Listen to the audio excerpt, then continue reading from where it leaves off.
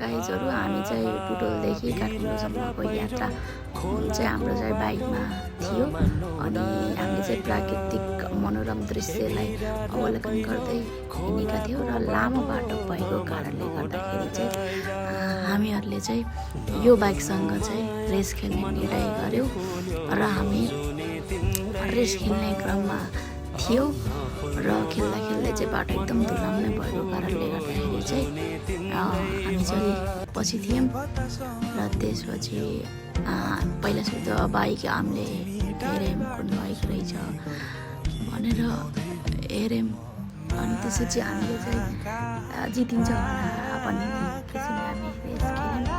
त्यही नै खासै त्यो जितिन्छ भन्ने भन्दा पनि हामीले चाहिँ एउटा के भन्छ अरे लाइक कुदायौँ र हामीले पनि हाम्रो बाइकले अगाडि बढायौँ, हाम्रो डेस्टिनेसनलाई अगाडि बढायौँ।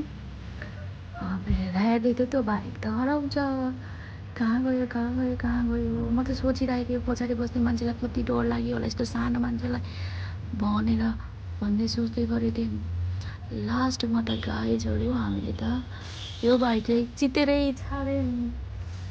हामी अगाडि बढ्यौँ। त्यसपछि चाहिँ अगाडिको भ्यूज यस्तो राम्रो थियो, मनोरम दृश्यहरू थियो।